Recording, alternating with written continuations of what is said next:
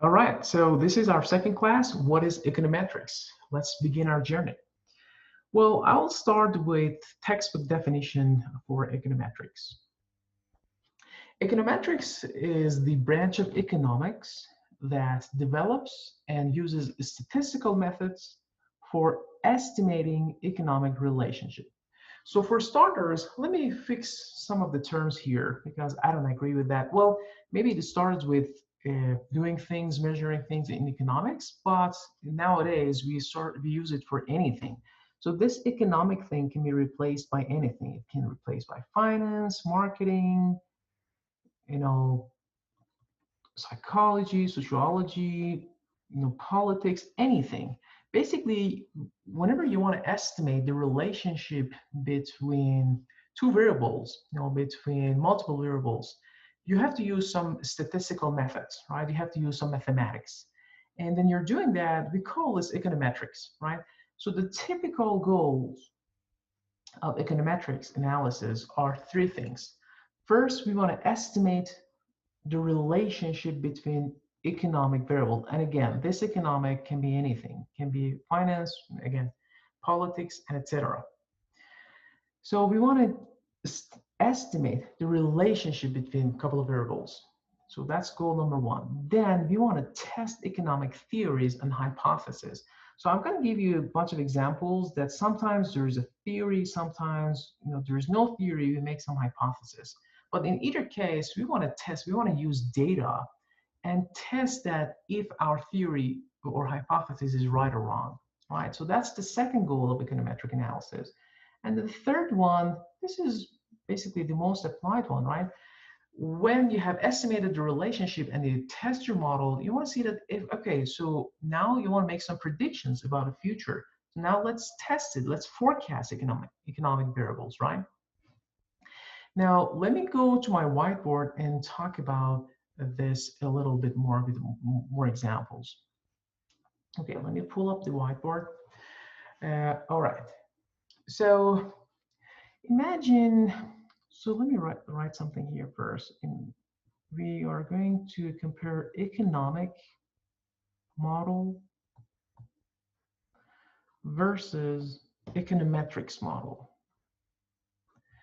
At first look, it's a little confusing, but when you listen to these couple of examples, hopefully it's going to be a lot more clear. Econometrics model. For economic model, we have, so there is theory. So let me write, there is theory. For econometrics model, we have some beliefs. There's no theory, right? We have some hypothesis.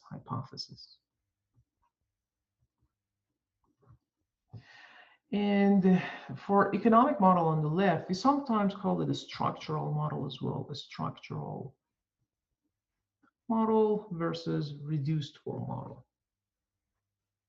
But let's see, what are these two models, and what are we going to do in this course? In this course, basically, we're going to focus on these type of models. But let me first clear out what do I mean by economic model versus econometric model. Okay, so let's start by some examples.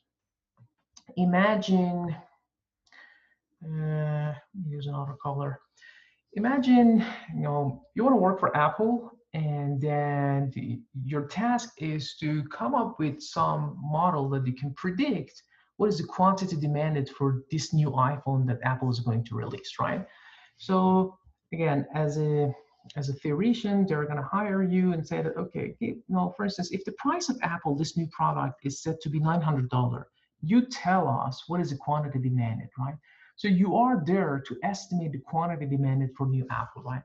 So basically, you want to say that this quantity of iPhone, let me show it with I, is a function of what? Is a function of, so you might say, okay, it's definitely a function of price of iPhone, right?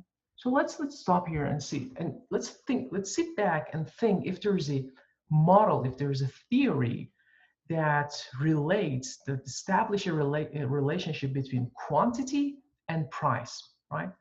So if you're econ students, it's super easy, right? So we have our Marshallian demand curve. If this is price, if this is quantity, we know that there's a negative relationship between price and quantity. If the price increase, the quantity demanded decrease, right?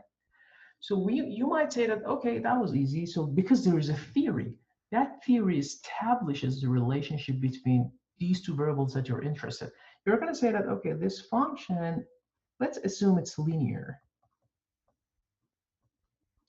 And so you can say, okay, quantity of iPhone is equal to some constant.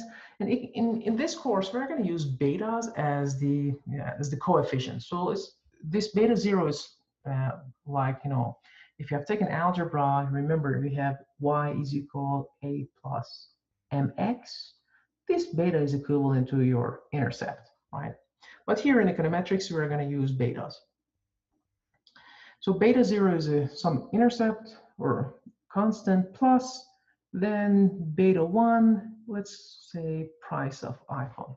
So this is a very, very simple model that's coming out of a theory. So this is what I want you to realize, that there is a theory for this model, right? So you say that, okay, with this theory, now I have a model in hand. So my job is going to use data and come up with some numbers for beta 0, beta 1, and then I'm done. What I mean I'm done, I can say that, okay, now you give me the price of iPhone, the one that you want to set. If it is $800, then I have these two numbers. So I plug this 800 and multiply it by some beta 1 and then add the beta 0, I'll get the quantity. So that's it, I'm done. So this is what we call economic model. There is a theory for that, right? On the other hand, so let's talk about another model. Let's talk about, for instance, let me zoom out a little bit. All right. And by the way, I'm going to share these whiteboards with you. You don't need to take notes. At the end of the day, I'm going to combine these things as a PDF, and you can have it on your own. Okay, so let's say you want to see what's the relationship between the price of the house and some other variables, right? So you want to say, okay, the price of the house, I just showed the PH. This is the price of the house. It's a function of what? Think about it. So imagine, first of all, you sit back and say, okay, is there a theory out there that can say, for instance, if the number of bedrooms is this, that will be the price of a house? There is absolutely zero theory out there, right? So there is no theory out there. So you have to come up with some hypothesis. So you have to construct these beliefs. You say that, okay, there is no theory out there, but I know that if the house has more number of bedrooms, maybe it's more expensive. If it has higher square feet, maybe it's more expensive. If it is in a better location, maybe it's more expensive. Even though there is no theory, but you have some prior belief. So this is a big difference between these two types of model. On the left, there is economic model, which there is theory. On the right, there is no theory, but you believe that there should be a relationship between the variables. So for example, you say that, okay, the price of a house should be a function of, obviously, the square feet, and let's say it should be a function of number of bedrooms. It should be a function, and it should be a function of many things, but just name some of them. Location, in housing we say location, location, location, right? And maybe age of a house, etc. It can be a function of many things, right? So how can I write this model down? I can say, okay, the price of house, there's not a constant here. We're going to talk about these all these things in way more detail in the course, but in this class I just want you to get the big picture. What is the big picture? What are we doing in this course? And then through the rest of the semester, I will open up every single of these things. What is beta 0? What is beta 1? And how we estimate these things? What are the techniques that we estimate these numbers? And then we come up with the predictive power, right? But for now, I just want you to focus on the big picture. Let's clear some terminology first. So it's beta 0 plus beta 1 square feet plus beta 2 number of bedrooms plus beta 3. Let me show it with location plus beta 4 age. And we cannot stop here. We can say, okay, there are 100 other variables that are going to affect the house price. But for simplicity, let's say this is our model. Okay. So now I want you to again, focus on these two models that we have in hand. The first one, there's a theory for that. We call it economic model. The second one, there is no theory for that. We call it econometric model. We just believe there are some prior beliefs. If we just want to say that, okay, I think there should be a relationship between these two, so now let's go ahead and use the data and test it, right? So now with this definition in mind, let's go back to slides and continue our slides. Okay, so the goal of econometric is, again, estimate the relationship, and this relationship can come out of a theory, or there's no theory, it can be pure speculation, pure prior belief.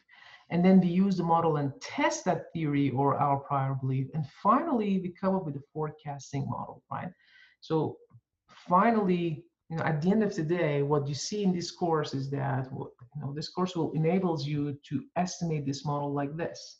We're going to say that, okay, QI, we put a hat on top of it. Whenever we want to estimate or predict something, we put a hat on top of it, right? So this is our arrangement between me and you. Actually, most of the textbook use this arrangement, so I want you to get used to this one as well. Whenever we want to estimate something, we put a hat on it. So it says that beta hat 0, because we need to estimate these numbers, beta hat 1 plus pi. Okay, so at the end of the day, we get something like this. So for instance, Q hat I, we use some techniques in the course. Again, you don't need to be worried about it right now, but you will be able to figure out these numbers. So let's say it is, I don't know, 2 plus 0.5. I'm just making up some numbers. At the end of the day, we get something like this for both of the models, the model on the left or right. And then now we're done, right? We're done. It says that if the price of, I don't know, new iPhone is going to be $900, so you will see the quantity. Maybe it depends on the unit of this thing. Maybe we're talking about thousands of units, right? So you multiply 900 by 0.5, so it's 450 plus 2, 452. So maybe the unit is 1,000, 452 thousands per region, things like that, right? Again, I am abstracting a lot. I'm simplifying many, many things, but I just want you to get the idea of, again, what we're doing. Okay, so that was the third goal of econometrics: forecast economic variables, right? Now, let's see what are the steps in econometrics analysis. So the first step that we almost talked about it is specify the model. So the model can be either economic or econometric. There is theory for that. There is no theory, but you think that, okay, there should be a relationship between a couple of variables. Now, let me give you a bunch of examples that it makes more sense. So for example, you say, okay, there should be a relationship between the number of hours you study for exam and your course, your grade, right? So there should be a relationship between the study hours and your final grade. There's no theory for that, right? But you think there should be a relationship. So that's your econometrics model. Or let's think of another example. No, you think that, okay, there should be a relationship between the number of TV ads versus sales. So this is a marketing example, right? It makes sense. You think that if the more advertisements, that TV ads that you have, maybe the higher the number of sales, right? Or maybe think of another one. So for this one, again, there is no theory. And let me give you another example. And then you think about it, if there's theory for that or no theory. So the example is, there should be a relationship between inflation and unemployment. So if you listen to news these days, it's all over the place, right? With the Federal Reserve deciding to decrease or increase the interest rate, and they're telling something about, unemployment rate, right? So for this specific example, there is a theory. We know that, there is a theory that tells you something about the relationship between inflation and unemployment. So for instance, we have Philip curves. If the inflation increases, the unemployment is going to decrease, things like that, right? So the step number one, specify the model. Step number two, collect the data. Because remember, at the end of the day, you want to come up with something like this at the bottom, right? So how do I quantify these beta hat 0, beta hat 1? How do I get these numbers? I have to use real numbers from my variables, right? So I have to use the number for prices and then plug it to some formula. Again, for now, you don't need to be worried about the formula, but at the end of the day, you use those data to come up with these final numbers. So that's your step 2, collect data.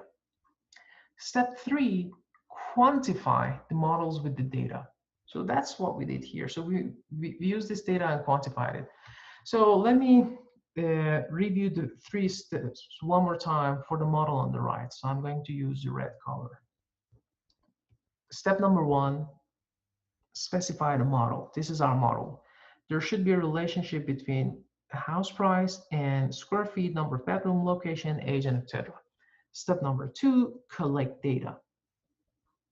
Collect data. So step number 1, let me write it, specify model. By the way, this is your homework as well. So in your homework 1, at the very last question, I want you to think about a model, econometric model. So you have to go over these steps again. And again, think about anything, right? Think about even some very strange questions like, so imagine you have always been curious that if the youngest kid in the family is the spoilest one or not. So you can say, I think there should be a relationship. So let's build an econometric model, and then let's collect data, and then let's see if we can test the model, right? So step number 3 was quantify. Quantify your variables. So collect data. What do I mean by collect data? Imagine, we have information on 100 houses, right? So at the end of the day, we observe that. So this is the price of a house. We know price P1, P2, and let's say we have 100 houses. So we have 100 number for prices. We have for each house, for each observation, we have square feet, right? So let's say 800 square feet, 1500 square feet, and etc. Then you have number of bedrooms, right? These are the variables that you collect. So we have 3, 2, and etc. Then location. It depends how we define the location, but let's say we are talking about zip code. So you can write zip codes here, or you can say east, south, west, and what part of the country, right? Things like that. Or if you're narrowing it down to one city, you can write the names of the counties. And again, I think you get the idea. And then, age of the house, maybe 10 years, 1, etc. So this is step number 2. We are collecting some data, right? And by the way, in this course, this data is going to be given. You don't need to collect information. I will give you data sets, right? So in Wooldridge package, we're using the Wooldridge textbook, right? And we're going to use the R program, and all these things are going to be come automatically in R. So you just need to call the name of the data set, and you have all the data. So you don't need to be worried about collecting data set. This is econometrics course. If it was business statistics or statistics course, maybe you were doing some survey analysis and collect the data, but here we only focus on the given data. So step number 2 is usually available, given to you, at least in this course. But in real world, this is a very difficult and challenging step. So you have to make sure that you have data available, right? And step number 3, you want to quantify, let's go back to slide, quantify the model with the data. Okay. What does it mean? It means that, okay, now that I have this data, for now, let's put it in something, some engine, and that, at the end of the day, that engine is going to tell me what is beta hat 0, beta hat 1, beta hat 2, and etc. Okay. Okay, so this engine can be, when I say engine, it's a function, right? This function says that, okay, give me some information, and I'll use some statistical methods, some mathematics, some formula, and I will give you, these are the, let's say, formula, and I will give you these numbers. And when you have these numbers, then you can rewrite your estimated model, right? You're going to say that, okay, my estimated price, look at that, I have a hat on top of it, is equal to, there's a number plus a number here, square feet, and etc. Now, when I have this thing, then I'm going to say that, okay, we're going to use this new model for forecasting. Now, if you tell me new information, so let me use another column. If you tell me that, okay, I have a house that I don't know what's the price, right? It's a new one. There is no history for that, or even if it's not a new one, there is no history. For some reason, we don't have a history for that, right? But you know what is a square feet. You know what is the number of bedroom. You know where is the location. You know what is the age of the house. So given this information, you're able to say, okay, this is going to be the price of a house. And by the way, this is what we're going to learn in this course. This is what we're going to focus on this course. You have some belief, you have some prior belief, you use the data, you come up with a model, and at the end of the day, you want to forecast. You want to make predictions for those variables that you don't have information for, right? Okay, so let's continue. So now let's talk.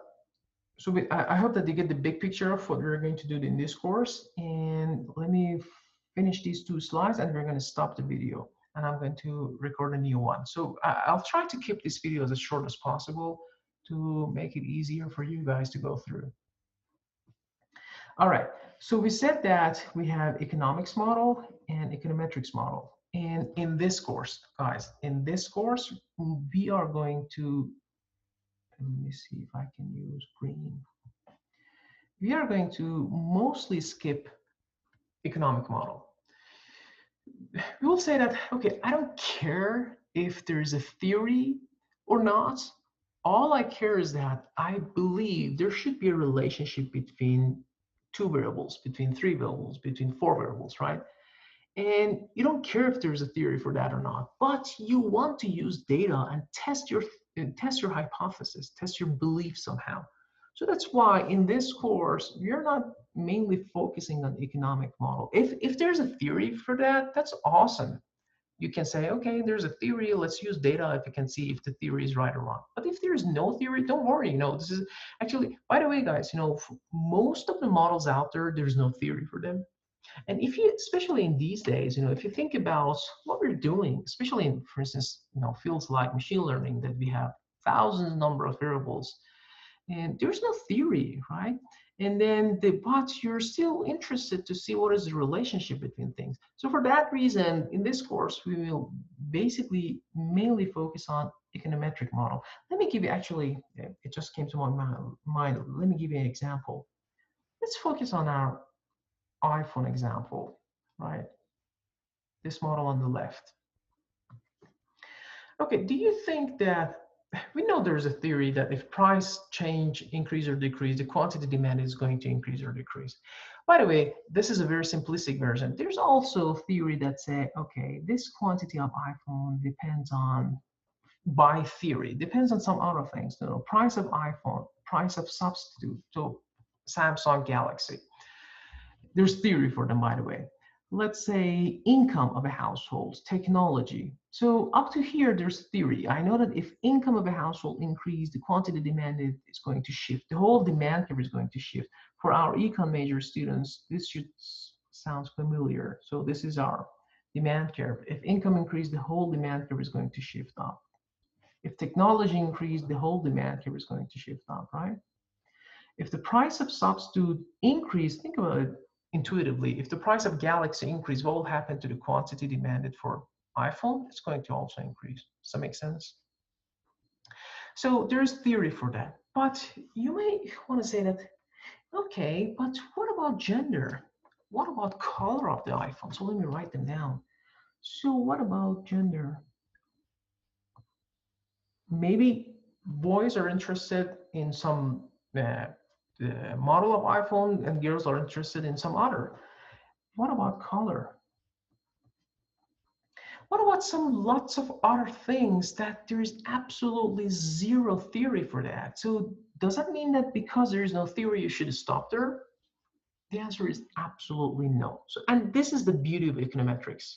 So I personally love working with data. And I say that if there is a theory for something, that's good. It can establish the relationship, But if there's no theory, no, I just make some assumption. I think that I just use my imagination. I think that I'm suspicious there should be a relationship between color and the quantity demanded for iPhone. There should be a relationship between gender and quantity demanded for iPhone and things like that. Okay, sometimes, and then we're going to use data and see at the end of the day if your belief was statistically significant or not. Okay, so that's what we're going to do in this course. All right, so let's go back and finalize this short video.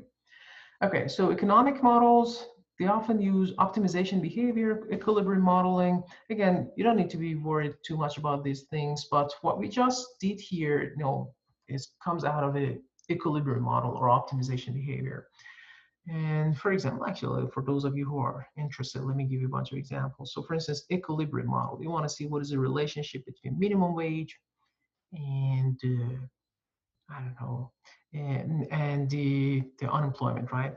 So imagine this is demand for labor, supply for labor. We know that this is equilibrium wage. If I increase the minimum wage, see, this is going to be our unemployment. Again, if you're not following, it's okay. This is not something that we do in this course. And in this course, we're going to mainly focus on the second type of models, which is econometrics model. But we know that the good thing about theory is that you can establish the relationship between economic variables. So from theory, I know if price of something increase, the quantity demanded decrease. So what is the theory called? Law of demand, right? And lots of other theories are out there which helps you to establish the relationship. But again, if there is no theory, should you stop? Absolutely not. So you can say, I believe that there should be a relationship and I want to quantify and test that relationship. There is no theory, but it's okay. I want to see if there's a relationship between people's eyes color versus their grade. I know it sounds stupid, but you think, why not? Let's collect data and give it a try. For instance, in your class, I can collect the information on your height, on your weight, on your eye color, and then I can collect the information on your GPA. And as stupid as it sounds, but we can test it if there's a statistically significant relationship between these variables, right? So econometric, again, the beauty of econometrics is that it gives you power to test something that there is zero theory for that. And it attempts to quantitatively bridge the gap between economic theory and the real world.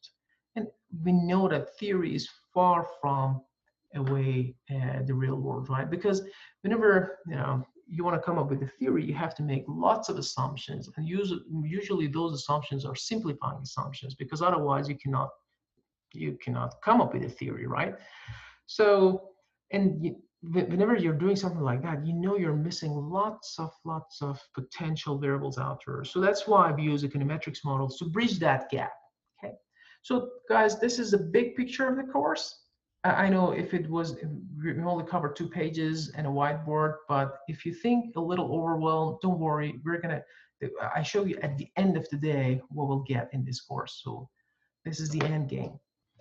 And now, before going to more examples, let me review what type of data set we're going to work with, and specifically in this course, what type of data sets we are focusing on, because we have cross-sectional data, time series data, panel data, and pooled cross-section data. But in this course, we're going to only focus on cross-sectional data. But you should know the definition. What's the difference between these things? Okay, so let me stop this video, and then we will continue in the next one.